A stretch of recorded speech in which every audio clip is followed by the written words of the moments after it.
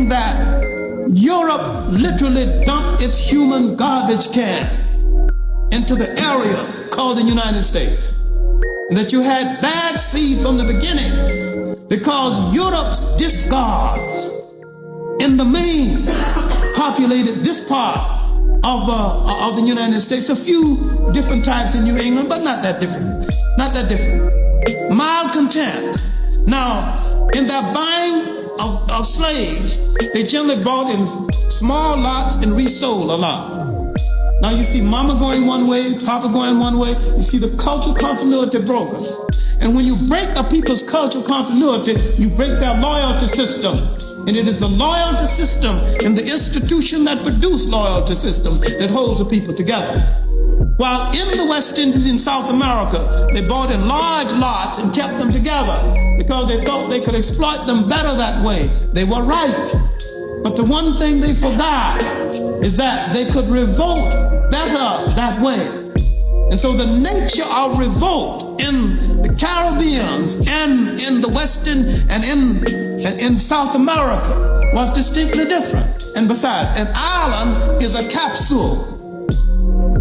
You're pent up there on this island, and culture can be contained better on an island than in places where you have so much land mass to dissipate people, physically, and to also dissipate their culture. And besides, by buying in large lots, most of the slaves in the Caribbean came from the same general area within Africa and could speak the same basic African language and could maintain the drum language, which was the key to the success of the Haitian Revolution.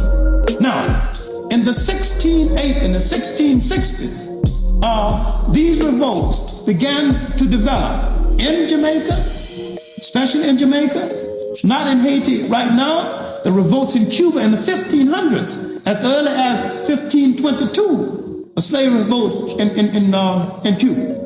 Now, what you need to understand about the blacks in the New World and the relationship of these blacks to the rest of the history of the New World, that there were continuous revolts. Now, there were revolts of blacks who had been converted to Islam in Africa.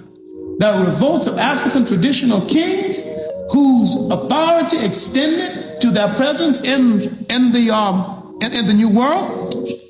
And it was nip and tuck, and they could barely make it.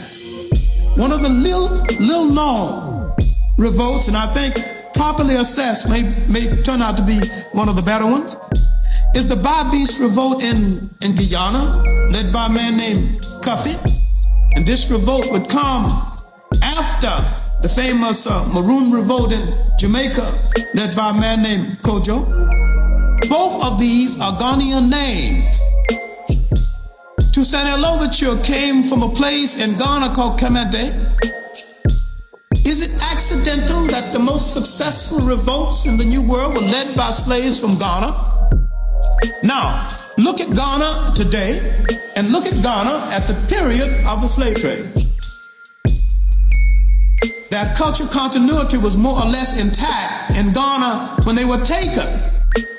And when they came to the New World, they came out of a tradition of revolt, and they could transfer this condition of revolt to this new setting in the New World.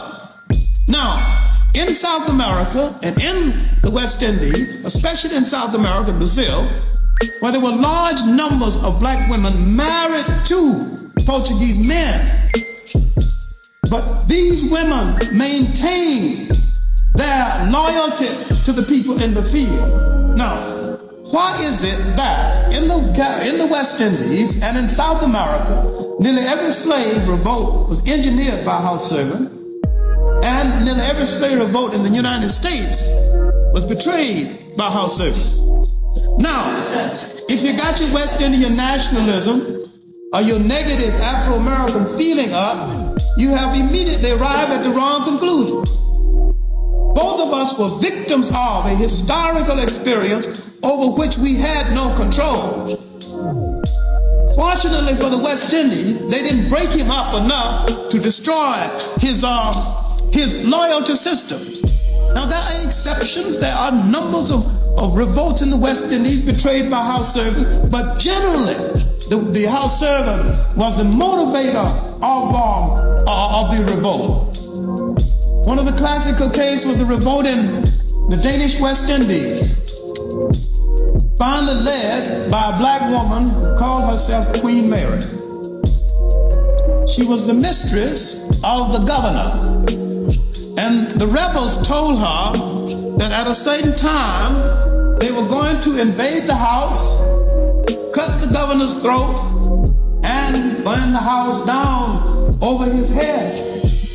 And she said, "What kind of loyal African do you take me to be? You are telling me just to get out of the house. I am for the revolution, and I understand what I will have to lose."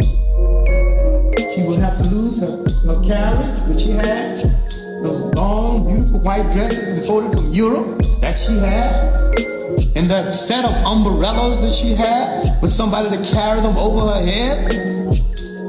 She said, inasmuch as I have to leave the house at a certain time, why would you send a man all the way to the house to cut the governor's throat? I would do that before I leave.